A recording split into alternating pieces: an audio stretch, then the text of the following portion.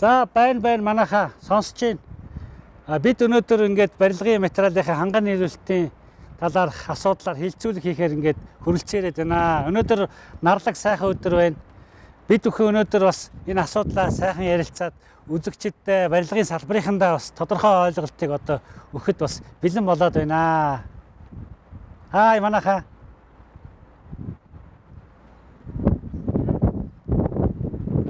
Өнөөдөр Монголын барилгын материалын ханган нийлүүлэлтэн дээр бодлого дутагдсанаас болоод одоо энэ хүн болгон одоо дуртай хятадаас муу материал оруулж ирдэг. За тэгээд энд үйлдвэрлэгчд маань үйлдвэрлэл эрхлэх тусгай зөвшөөрөл авдаг. За тэгээд нөөц төлдөг, татварууд төлдөг.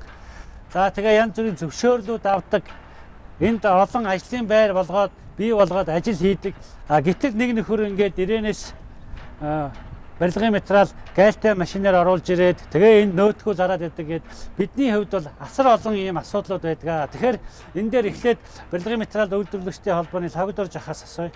Одоо манад яг энэ барилгын энэ материалын ханган нийлүүлэлтэн дээр төрийн бодлого байна уу? Ямар одоо зохицуултууд бид одоо хэрэгжүүлээд явж байгаа вэ? За барилгын материалын үйлдвэрийн ханган нийлүүлэлтэн дээр төрийн бодлого сүүлийн хэд хэдэн удаагийн засгийн газрын авсан арга хэмжээнүүд бий тодорхой. Өөрөөр хэлбэл үндэсний үйлдвэрлэгчдэд дэмжихийн үүднээс дотоодоо үйлдвэрлэж байгаа. За 100% хүртэл хангаж чадж байгаа барилгын материалын үйлдвэрүүдийн гайлын татварыг хуучин одоо 5%-ийг 20 хүртэл нэмэгдүүлж 30 гаруй төрлийн одоо үндэсний материалууд амрагдсан байдаг. За манай барилгын материалын үйлдвэрлэгч нар маань импортын одоо сумбал барилга ширхийн барилга, өөрөөр хэлбэл каркасын барилга гэдэг орон сууцны барилгуудын нэг 40 гаруй төрлийн материалаас өнөөдрийн байдлаар 70% дотоодоо үйлдвэрлээд 30% импортоор авч байгаа гэсэн албан ёсны судалгаа бид гаргасан байдаг. Тэгэхээр энэ цаг үед бид 19 оны 20 оны эхний одоо 3 сарын байдлаар импортоор орж байгаа барилгын материал тандалт судалгаа хийж үзсэн. Ерөнхийдөө бол ноднгийн мөн үеийнхтэй зарим нэгэн байдлаар өсөлт бууралт байгаа ч гэсэн нэг их материалын тасалбал бол гараагүй.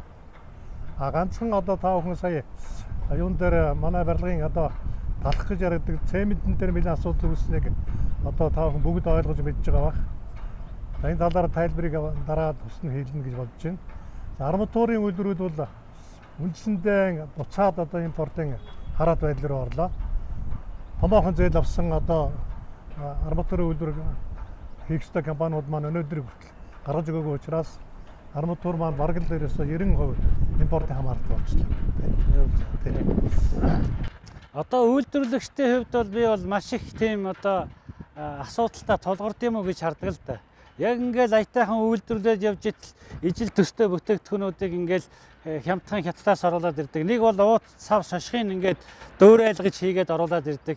Би бол жишээ харж ирсэн 100 айлын жишээ нэг хуурай холцны нэг үйлдвэр байгаа байхгүй юу? Энд нь хятад уут, Монгол уут, өөрсдийнхөө уут гээд герман уут бүх ингээд төрлийн уутын тавьчихсан. Тэгээ та аль уутанд нь хийлэхвэгээ сууж идэг ийм бас зүйлүүд байна. Энэ үйл ажиллагаа бас ирээнд бас их одоо хийгддэм байлээ. Тэгэхээр энэ уутанд итгэж одоо материал авахын аргагүй юм байлээ л дээ. Тэгэхээр яг минь тамар яг Монгол Фэнс гэдэг энэ будгийн үйлдвэр байна. Танах чи хуурай холцын үйлдвэрүүдтэй. Тэгэхээр та бүхэнд бас ямар асуудлууд өнөөдөр тулгараад байна? Таны хэлдэг санийх бол үнэн л дээ. Тэгээ ерөнхийдөө бас уутанд итгэхэд хүнд болчиход байна. Яг үнэн. Иймэрхүү тохиолдлууд бол зах зээл дээр гараад байгаа. Зөвхөн одоо манай Joby барилгын материалын хуурай холцын үйлдвэр дээр гэлтгүүгээр одоо бидэнтэй ижил төстэй мундаг сайхан үйлдвэр бүгдээрээ байгаа. Бүгдэн дээр нь наад асуудал чинь байгаа.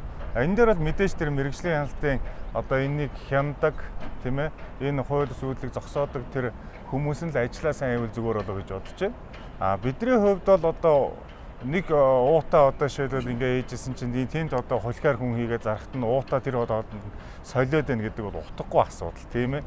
Тэгэхээр бидрийг тайван бүтээгдэхүүнээ найдвартай чанартай нийлүүлэх боломжийг маань тэр мэрэгжлийн хяналтын байгууллага нь тэр болохгүй зүйлийг хянж ажилласаа л гэж хүсмээр байна.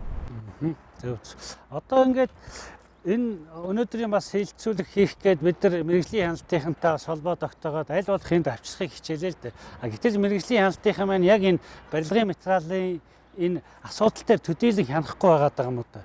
Өнөөдөр хил гайл маань нээлттэй хин дуртай барилгын материалаа оруулж ирж байна. Энд одоо олон улсын шаардлага битгий л одоо Монгол улсын шаардлагыг шангахгүй материалууд маш их байна шүү дээ, тийм ээ. Яг үнэ. Ерөөсөө Монгол маань одоо яг үнийг хэлэхэд үндэсний үйлдвэрлэгч маань одоо хуурай холцсон бүтээгдэхүүн буюу одоо хүмүүсийн сайн мэдгээр хар зам маск, пелтаны цав, чулууны цав гэх мэтлэгээр хуурай бүтээгдэхүүнүүд шуудаанд хийдгүүд нь. Нөгөө талдаа шингэн бүтээгдэхүүн байгаа. Будаг эмүүс мөн бас тусгай зориултын суур цав, тусгай зориултуудын шингэн бүтээгдэхүүнүүд гэдэг. Тэгээ манай компани бол ерөнхийдөө энэ хоёрыг хоёулангийн хос үйлдвэртэй ойролцоогоор нэг тусгай хэрэглээний бүтээгдэхүүн нийлээд нэг 20 орчим бүтээгдэхүүн бид нар өөрсдөө хийчихэж байгаа. Гэхдээ бид нар хийгээд ингээд зах зээл дээр нэвтрүүлээд зарах энэ хугацаа маань өөрөө бас хугацаа орно, нөө хав, технологи, хүмүүсээ бэлтгэх ажил орно.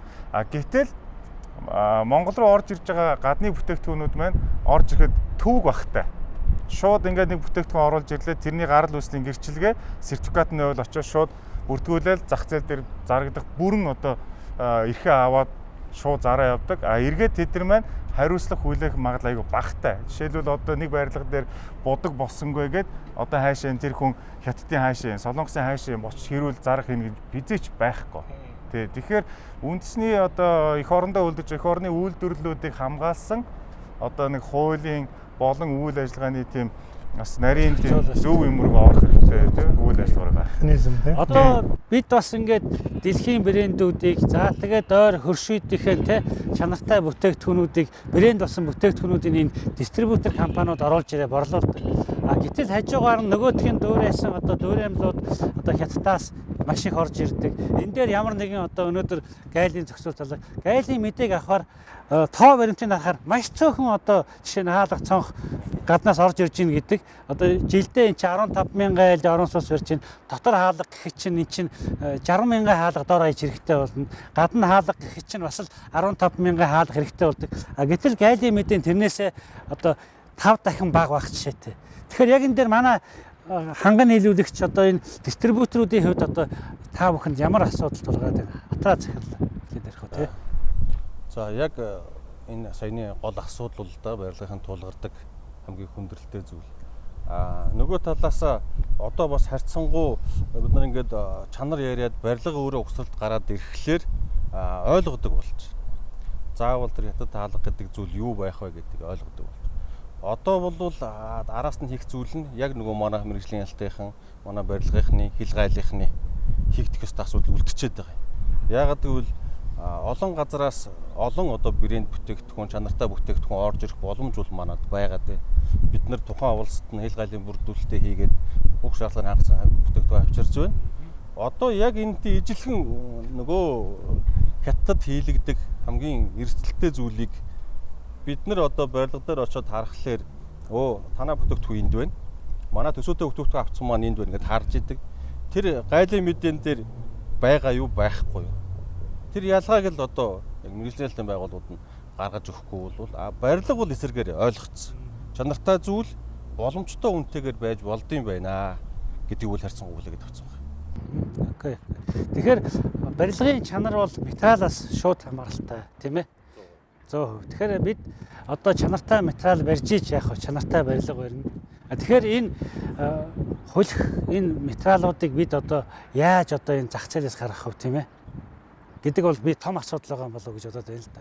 Танай хувьд одоо яг энэ ханган нийлүүлэлтэн дээр бас тодомдож байгаа асуудал бас юу вэ? Яг хоо ер нь бусад худалдааны салбаруудтай харьцуулахад барилгын салбар бол бас хамгийн хожуу хөгжсөн. Одоо хүнсний салбар, хувцасны салбар, гоо сайхан, электроникс гэдэг юм уу тий. Энэ салбаруудын хувьд бол харьцангуй өмнө нь хөгжсөн. Одоо ер нь бид нар чинь зах зээлийн эдийн засаг шилжиж 30 жил болж байна гэсэн үг шүү дээ.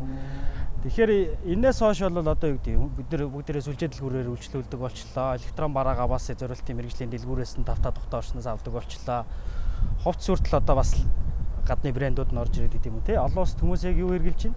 Тэр бүгдтэй бол адилхан хөл нийлүүл алхаж чадчих байгаа. Зүгээр ганцхан үлдсэн одоо нөгөө хар захаасаа салаагүй байгаа худалдааны салбар бол барилгын худалдааны салбар байгаа. Тэг яг энэ ч үднээсээ бид нар 2008 онд энэ олон улсад бол яг DIY дэлгүүр гэж ярьдаг барилгын хайпермаркет л гэсэн үг л дээ. Тэгэхээр энэ тавтаа тухтай орчноос чанартай бараа бүтээгдэхүүн авахын боломжийг бүрдүүлэх зорилготойгоор энэ дэлгүүрийг 4500 м2 дэлгүүрийг анх хийгээд нэлийн хөрөнгө оруулалт хийгээд ингээд зогсоолтоо хүргэлттэй гэдэг юм те. Тэгээ чанартай бараа бүтээгдэхүүнтэй гэдэг юм ингээд бүх боломжийг нь хангаад хийхээр тэнд одоо нэг хар зах дээр нэг нөхөр яг нөгөө адилхан барааг чинь нөөтгөөд гэж зараа суучдаг. Тэгэхээр зүгээр шууд л одоо зүгээр нөөтийнхөө зөрүүгээр л жишээ нь үнийн зөрүү гараа явчихдаг. Тэгэхээр бол зүгээр ирэх барьж байгаа байгууллагуудын зүгээс бол энэ худалдаа эрхлэгчдийг яг нэг төвшөнд ижилхэн төвшөнд өрсөлдөх боломжийг л хангаж өгөөсэй л гэж үзэж байна. Яг л тэгээд байл та. Өнөөдөр ингээд нөгөө ченжүүд маань яаж юм гэхээр урдаас оруулж ирэхдээ гальтай машин гэдэг юмд оруулаад ирдэг. Тэгээд тоогийн дараад эсвэл тэрэндээ огт татвар төлөхгүй ингээд орооч ирээд тэндээ гайлын татвар төлөхгүй байна. Тэгээд орж ирсэнэ дахиад нөгөө худалдахдаа дахиад нөөт байхгүй. Ингээд яах вэ? Бидний хувьд нөгөө барилгын салбар дах тоо статистикууд маань худлаа гарч байна. Тийм ээ. Энэ бол том асуудал болоод байгаа юм болов. Тэгэхээр энэ асуудал дээр үйлдвэрлэлийн төлөө танаас бас асуумаар байна. За бид энийг би өргөжлөд асуучих. Одоо бидний хувьд бол үйлдвэрлэгээд яриад байгаа боловч одоо яг энэ нарийн мэрэгжлийн те сантехник, цахилгаан, холбоо тохиолол, засал чимэглэлийн нарийн материалуудыг бол дотооддоо үйлдвэрлэх өнөөдрийн хувьд бол боломжгүй байна. Яг л Монгол улсын зах зээл чи өөрөө жижигхэн. Тэдний хувьд бол одоо олон зуун сая хүн зориулаад үйлдвэрлэж байгаа учраас өртөг хямд байгаад байдаг. Тэрийг Монголд үйлдвэрлэхээр боломжгүй байгаад байгаа. Тэгэхээр яг энэ дээр дотооддоо үйлдвэрлэх боломжгүй энэ бүтээгдэхүүн дээр яг ингээд барьдаг бодлого чиглэл гэж одоо байна уу? За энэ дээр барилгын материал үйлчдийн холбооны зүгээс барьж байгаа нэг бодлого бол бид сүүлийн одоо 2 засгийн газрын үед нэг хууль санаачлаад явахгүй байна. Тэр маань барилгын материалын чанар аюулгүй байдлын тухай хууль. Оросын холбооны улсад бүр тийм регламент гарцсан явж байгаа. Тэдийг бид орчуулад ингээд яамнаас ажлын хэсэг гараад энэ хуулийг бас ингээд өргөн барьгээд тэр хооронд манай барилгын салбар чинь олон сайд солигдоод манай барилгын салбарын бодлого чинь нэлээд доголдоод энэ хууль одоо дараагийн засгийн газрын үед амилаасаа гэж бодож байгаа. Яг тэгэхээр Монгол улсад хүнсний аюулгүй байдлын хууль гэж мундаг том хуультай. Хүнсийг бол хүн одоо хэрэглэнгүүтээ шууд хорддог тийм ээ. Эмнэлэгт өвддөг. Бараг зарим нь бараг дорн одоо өгдөг. Барилгын материалыг шууд хараад тэр одоо чанаргүй одоо хүний одоо хүрээлэн байгаа орчин, хүний эрүүл мэнд, амьтан урмалд хартай хордоо гэдэг нь тэр дороо мэдэгддэггүй. Зарим нь 5 жилийн дараа, 10 жилийн дараа мэдэгдэг. Ийм одоо чухал материал учраас энэ хуулийг яаралтай одоо ирэх засгийн газар баталж өгөөд тэгээд энэ Монгол улс чинь хүнсний аюулгүй байдлын улсын лавлгаа лабораторитой болсон шүү дээ. Яг тэрэн шиг барилгын материалын улсын лавлгаа лабораторитой болчиход тэгээд тэр лабораторио хил гайлаар орж байгаа импорт материалаач хандаг, үндэсний үйлдвэрээс одоо чанартай ханддаг. Ийм систем тогтохгүй бол үнэхээр одоо бидний ярьж байгаа сэдв бол цаашаа энэ дээр тулж ижил дараагийн засгийн газраас бид ийм л шийдвэрийг хүлээж байгаа. Тий. Тэгэхээр барилгын материал үйлдвэрлэнэ гэдэг өөрөө бол технологи, ноу хау, шинжлэх ухаан байдаг. Гэтэл манайд яг ингээд нэг энэ чиглэлийн ажиллах боловсон хүчин бас байна уу, тийм ээ? Энэ дээр яг үйлдвэрлэгчид бас тулгамж байгаа асуудал юу вэ? Их орондоо үйлдвэрлэж байгаа үйлдвэрлэл маань тэр тусмаа яг энэ химийн одоо бүтээгдэхүүн үйлдвэрлэж байгаа гэсэн үг шүү дээ. Бид нар чинь буудаг, элдэн анзын шингэн. Дээрээс хуурай хойлцогдмын өөрөө бас химийн бүтээгдэхүүн. Тэгэхээр манай Монгол маань одоо ингээд хамгийн сүүлд үйлдвэрлэлийн хим технологич 89 он төгсгөө тэрнээс хойш тэр ангинд байхгүй болцсон байлээ. Тий. Тэгээ одоо яг орчин үеийн 21-р зууны үйлдвэрлэл тэр зам химийн салбарын материал дээр ажилладаг хүмүүс ерөөсөө бэлдэж өгөхгүй байна. Тэгээд бид нар яадаг вэ гэхээр ихэвчлэн гаднаас хүн авчирна. За тэрний нэг зах зохион ойлголттой хүүхдүүдэд авч ажилуулад тэрнийхэн доор сургана. Гэхдээ нөгөөд хүүхч яг хэвээр нэг хүн сургана гэдэг чинь нэг хүн чинь нэг өдөр яваад өгнө шүү дээ. Тэгэнгүүт дахиад нөгөө ажиллах хомсолд орж эхэлдэг.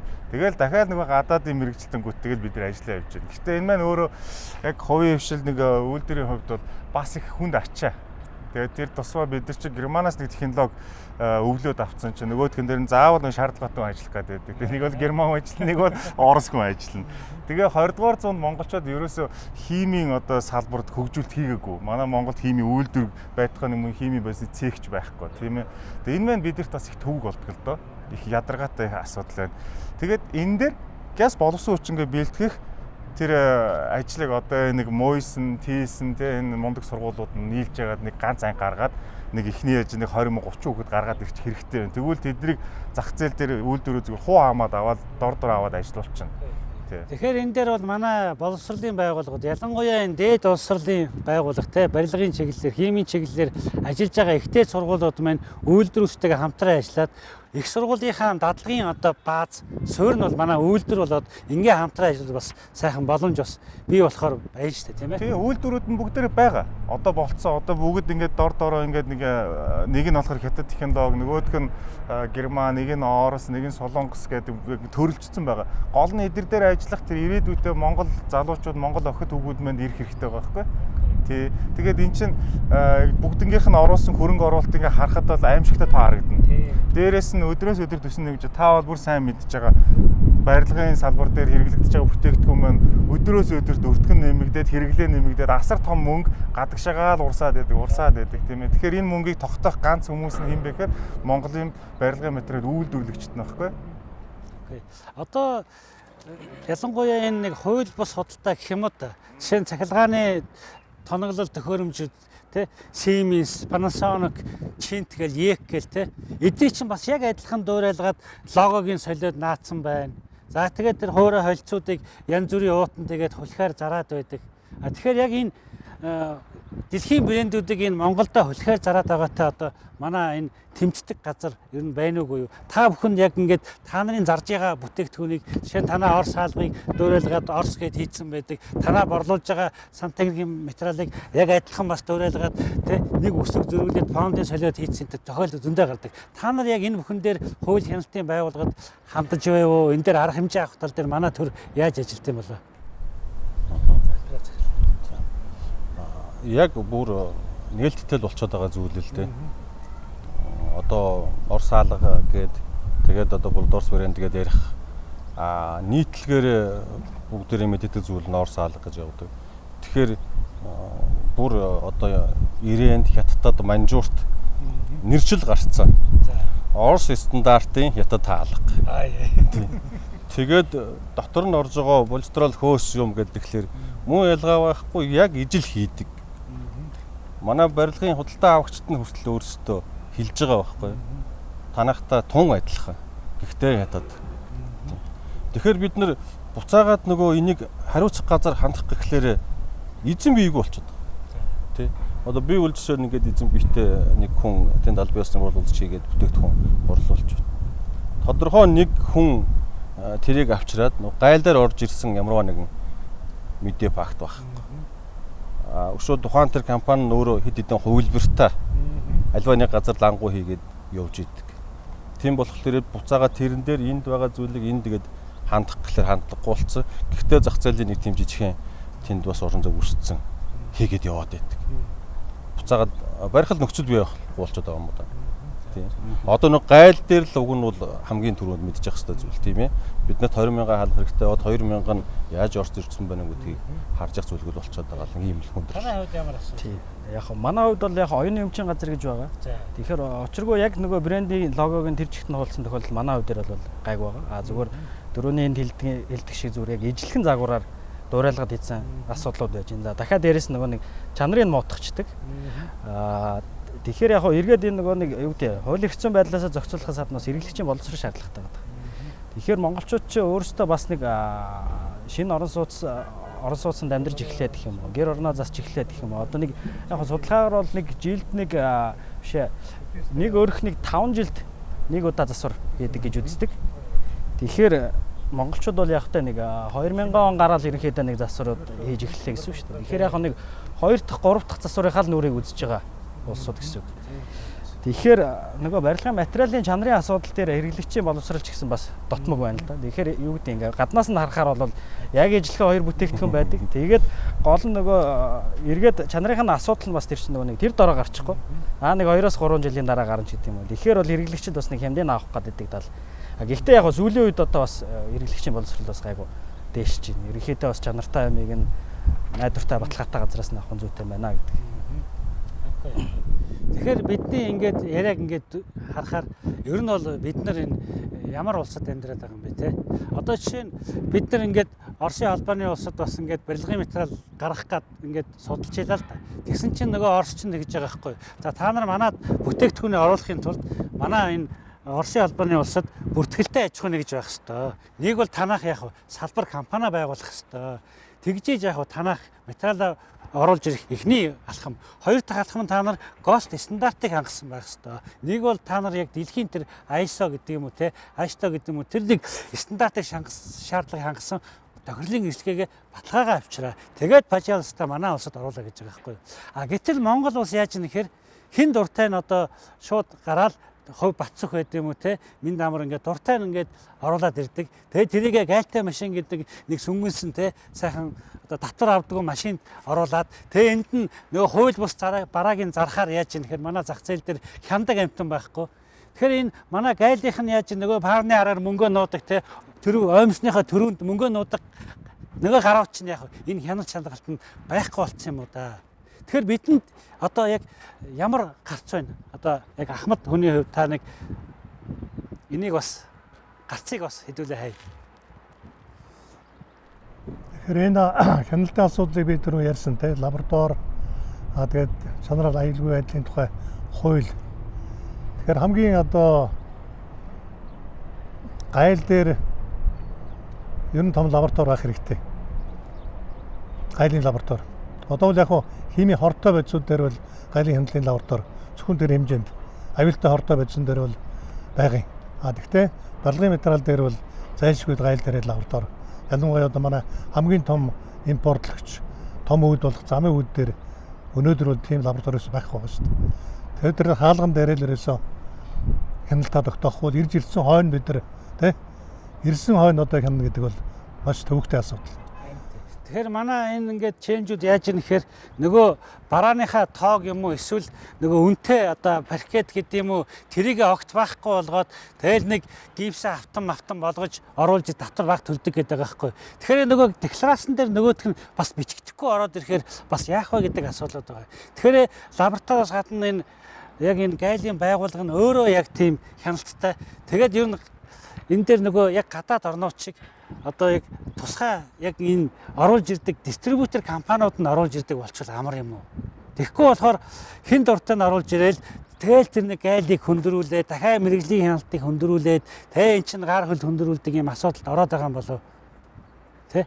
Тэг санагдаад байна. Яг манай салбар дээр бол нэг юм байгаа юм. Одоо жишээлбэл бид нар чинь бол одоо их орныхон элсийг, цементийг, тэгээ усыг, шохоог гэх мэтлэн гэдэг дүүргэж бүх түүхийд бид нар их орныхыг авч хэрэглэж байгаа. Аваад бид нар боловсруулахын дахиж нэмж боловсруулдаг юм уу? Эсвэл боловсруулаа сайн гаргаад ирээд тэрийг нь шууд нэг үйлдвэрлэлд ашиглаж байна. Зүгээр хамгийн гол гаргалгаа нь ерөөсөө иргэд энэ аж ахуйныг чинь худалдаа авагч нар хамгийн эхлээд бид өөрсдөө их оронч худалдаа авалт хийж сурах хэрэгтэй байхгүй юу? Тийм байхгүй юу? Тэгэхгүй нэг нүүрэн дээр ингээл монголчууд чинь энэ тэнд яхаараа ингээл өстой их орон минь Чингис хаан минь уулс минь уул ус минь ингээл бие бинийгээ гошгоруулаад байдаг. Гэтэл яг дэлгүүр дотор орж ирээ худалдаа авалт хийж байгаа байдлыг ингээ харахаар тэд нар автоматар ингээл шууд юм хам зүсгтэй гадаад бичгтэй нөгөө хятад бодог руугаа юу бодог руугаа ингээд солонгос бодог руугаа яваад байдаг байхгүй. Яг үннийг хэлгээд байна шүү дээ. Монголд нэг солонгосоос нэг бодог юм зөөгдөж ирдгүү шүү. Яг энийг үзэж байгаа хэрэглэгчтэй. Тэр чинь хятад байдаг үйлдвэрийн юг тий Лазыг нь болохоор Вьетнамд хийлэгчдэг байхгүй. Вьетнамд аягүй хямдхан яадаг тэр төмөр Вьетнам Лаз тэрийг нэг хийлгээд тэрэн дээр нь өстө хүссэн будгийнхаа яарлыг нь алгаад тэгээ Вьетнамаас шууд хятад руу оруулж ирээд хятадынхаа хувийн янз янзын жижиг том үйлдвэрлэл авчид юу лүүлээд авчраа зарчдаг байхгүй. Тий тэрнээс одоо юу гэдгийг өнөөдрийн одоо монголчуудын хэрэгжилж байгаа солонгос бодог солонгос эмүүсний хэрэглээ наашаага солонгосоос явна гэвэл уучлаарай тийм том тээврийн ачаал байхгүй уучлаарай байхгүй. Тэгэхээр битгий одоо хууртагт тэгээ хамгийн гол нь тэ хэрвээ үнэхээр их оронж тий амар үнцэрхэг үндэсний үзэлтэй Монгол хүн л гэж бодож байгаа бол Оронж айл болох худалдаа. ороод их орныхоо худалдаа явах хэрэгтэй. Яг энэ жишг маань одоо 2000-ад оны ихээр биний санаж байгаагаар одоо манай энэ шингэн хүнсний манлаа том үйлдвэр байгаа шүү дээ. Хувьцаат компани, Апу хувьцаат компани. Апу хувьцаат компани хувьчлагдаад тэгэхэд тэр үед зах зээлийн харьцаа нь юу байсан бэ гэхээр импортын одоо шингэн хүнсний нийлүүлэлт нь ойролцоогоор 70-80% байсан. Үлдсэн 20% дээр нь юу байдаг гэсэн бэхгүй?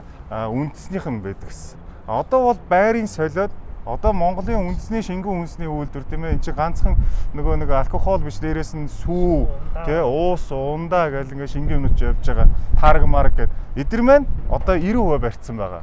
Үлдсэн 10% дээр нь импортын явж байгаа. Яг энэ жишгээр л бид нар явах хэрэгтэй. Тэг хамгийн гол энийг хамгийн сайн дэмжиж өгсөн хүмүүс нь хэрэглэгч нар өөрсдөө байхгүй юу? Окей, за баярлалаа.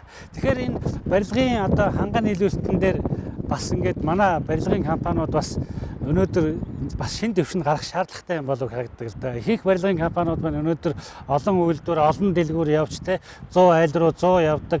Нөгөө л хуурамч фатантай одоо баримтааттай төгөө юм авдаг. Тэр нь одоо үн ханшин нөөцтэй янз бүр байгаад байдаг. Энэ дээр одоо манай яг энэ ханган нийлэлт худалдаа эрхэлж байгаа найзууд яг энэ дээр ямар саналтай байна? Тийм. Ер нь бол би түрүү хэлжсэн Монголд барилгын салбар хөгжиж бас удааг байгаа. 2009 оноос өмнө бол жилдээ 3300 айлын орос орж ирсэн. Тэгээ нэг 10-аас 12 онд нэг 100000, 13-аас 16 гээл 20000 айлч гэдэг юм уу бүүн болоод явцсан гэсэн үг шүү дээ. Тэгэхээр энэ бүүн маань өөрөө барилгын салбартаа бас нэг талаасаа хөгжил авчирч байгаа боловч нэг материалын салбар дээр бол бас олигтой хөгжил авчираагүй. Яагаад тэгэхээр тухайн үед ч одоо нөгөө барилгын зураг үзүүлээ зардаг байсан юм шүү дээ. Тэгэхээр тэрэн дээр бол нөгөө чанарлуу тэгж айхтар хөөцөлдгөөс илүү хурдан бариа явчих гэдэг асуудал юм жисэн. За тэгээд нөгөө 15 оноос хойш тий 15 16 онд нөгөө нийлүүлэлт нь эрэлтээсээ давсан анхны тохиолдол гарч ийн гэсэн шүү дээ. За тэгээд нөгөө байрны борлуулалтууд муудаад ирэхээр за ер нь чанарлуу анхаарах хэрэгтэй юм биш үү? Хиний барилга яагаад зарагдаад байна? Энэ чанартай бүтээгдэхүүн хэрэглэсэн учраас эдний барилга яваад байгаа юм байна гэдэг ойлголт сүүлийн 3-4 жил 4-5 жил хүн тий. Яг хоо энэ хариуцлага ухамсарлаад явж исэн барилгын компаниуд байгаа зөндөө байгаа. Гэхдээ ерөнхий маасаараа бол сүүлийн хэдэн жилүүдэд бол ер нь барилгын компаниуд маань бас аль болох авбал ер нь чанартайг нь эргээд олон жил явах байгаа компани учраас ирээдүйд бас нэр хүндтэй аль балгүй материал ашиглачаа гэсэн бас нэг тийм юутай болчиход байгаа. Нэг үе яваад байгаа. За окей. За ингээд бидний бас хилцүүлгийн цаг маань дуусч байгаа шиг байна. За тэгээд дүгнээд хэдүүлээ энэ хилцүүлгийнхээ талаар бас хэлчихье. Өнөөдөр Монголд барилгын материалын энэ ханган нийлүүлэлтийн бодлого гэж байхгүй байгаа юм байна. Энэ дээр хэл гайл, энэ мэрэгжлийн хамт бол ажиллаа хийдгүү юм байна. Өнөөдөр энэ худалдаа эрхэлж байгаа дистрибьютор компаниудад хамгаалтын бодлого гэж алга хэн дуртай нь тэдний бүтээгдэхүүнийг хуурамчаар хийгээд оруулаад ирж байна. За тэгээ энэ дээр нөгөө далд эдийн засаг чинь энэ барилгын материал дээр чинь асар их байгаа юм байна шүү. Тэгэхээр энэ далд эдийн засаг чинь хаана байгаа те нөгөө хар зах дээр нөгөө нэг 100 айл дээр чинь байгаад байдаг. Энийгээ бид нар яах вэ?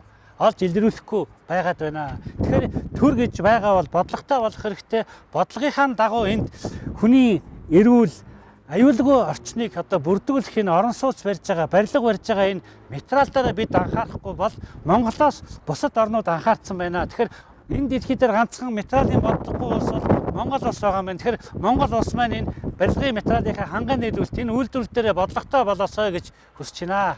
Баярлалаа үзэгчтэй. За оролцсон та бүхэндээ баярлалаа. Баярлалаа. За.